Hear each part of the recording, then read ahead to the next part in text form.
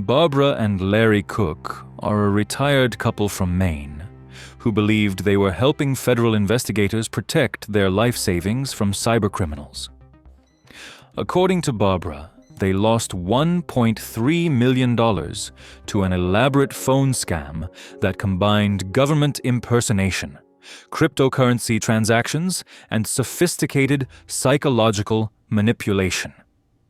The scam began in September 2021 and continued for 7 months, draining nearly their entire retirement savings through Bitcoin ATMs and cash pickups at their home. Barbara Cook says the nightmare started with a phone call. The caller claimed to represent both Amazon and TD Bank security departments, warning her that her account and social security number were being used for illegal activities on the dark web. According to Barbara, the scammers then transferred her to someone who identified himself as Ryan Terry, claiming to be an investigator with the Federal Trade Commission. The victim recalls that Ryan Terry presented himself as a legitimate government official conducting a federal investigation, and his approach was methodical and convincing.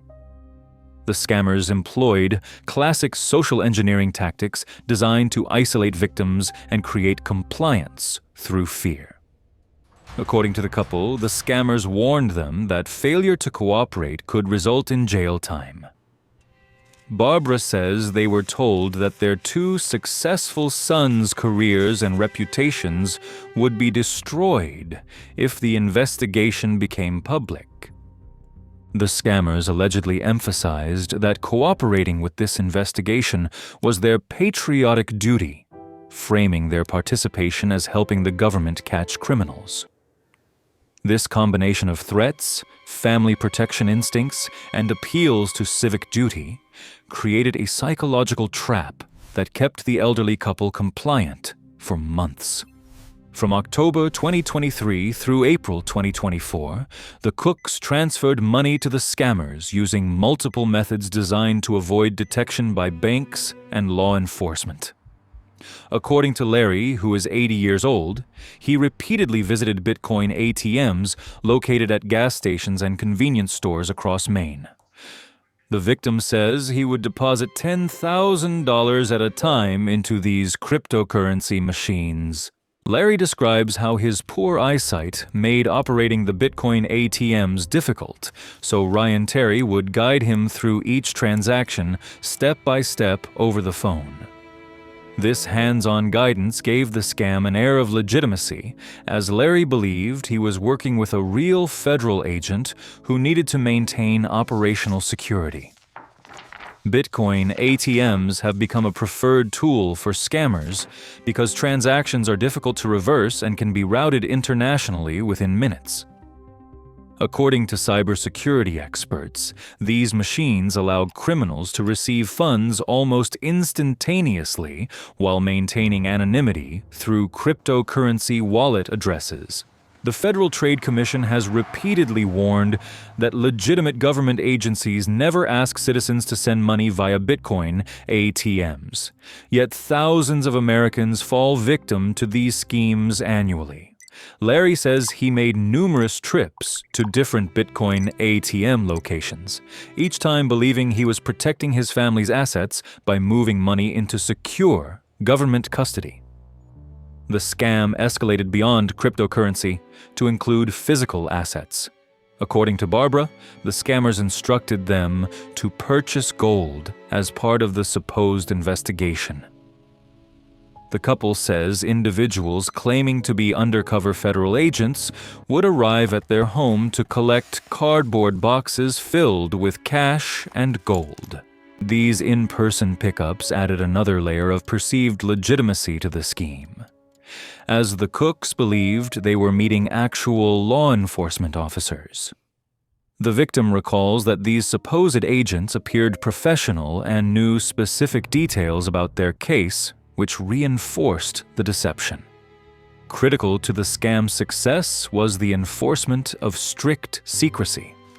According to Barbara and Larry, they were explicitly ordered not to tell their children, their bank, or their lawyer about the investigation.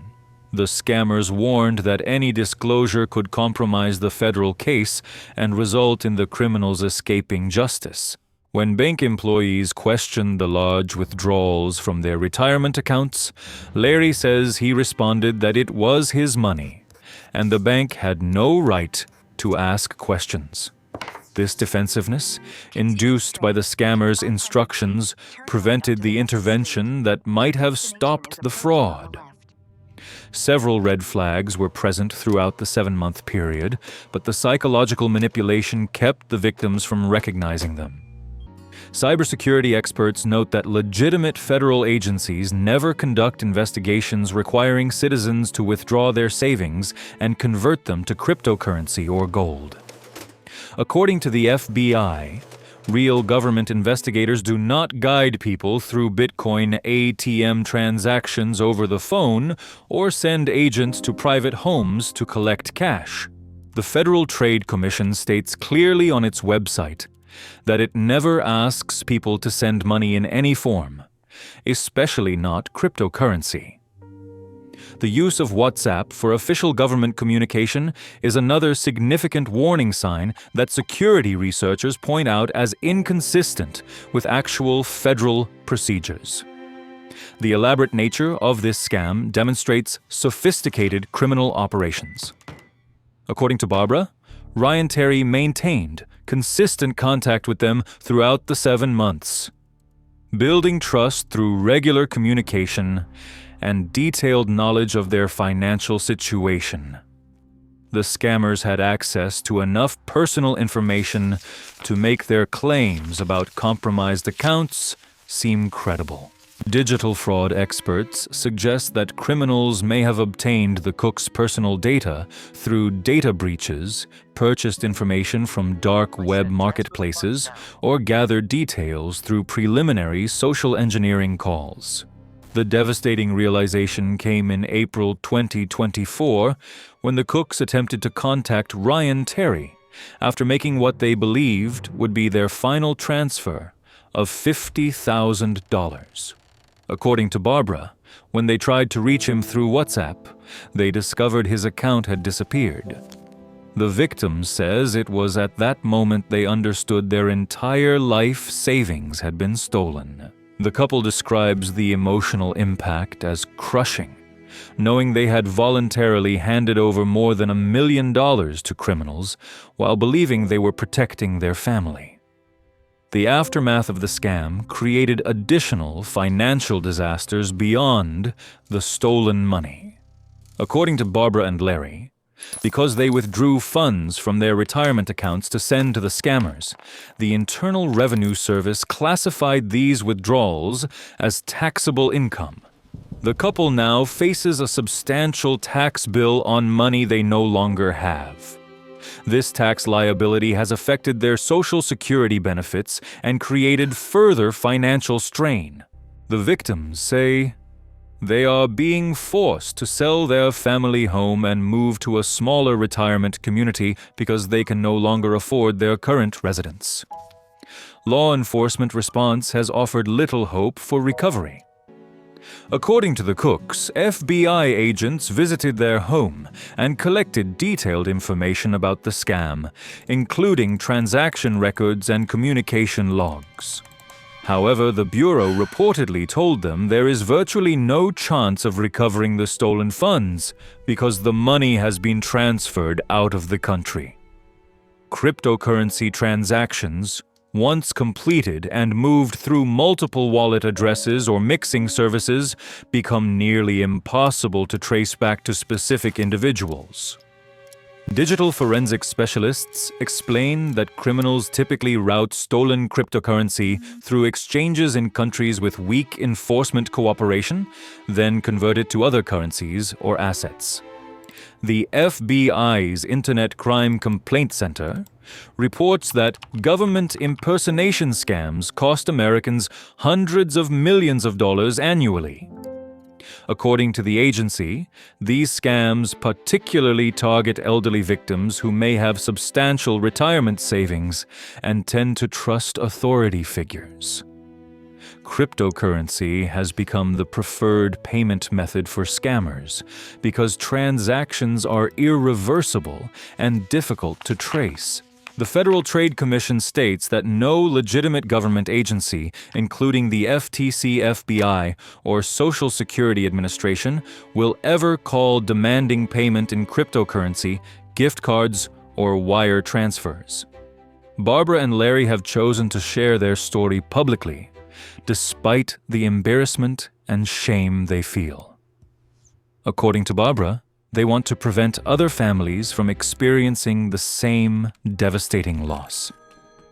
The couple emphasizes that they considered themselves intelligent and cautious people, but the scammers exploited their trust in government authorities and their desire to protect their children.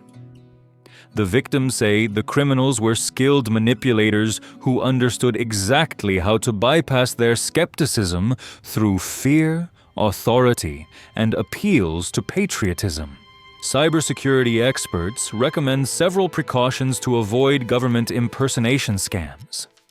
Anyone receiving unexpected calls from supposed government agencies should hang up and contact the organization directly using official phone numbers from their website, not numbers provided by callers. Real federal agencies communicate primarily through official mail and never demand immediate payment or secrecy. Before making any large financial transactions based on phone calls, individuals should consult with family members, attorneys, or financial advisors regardless of what callers demand.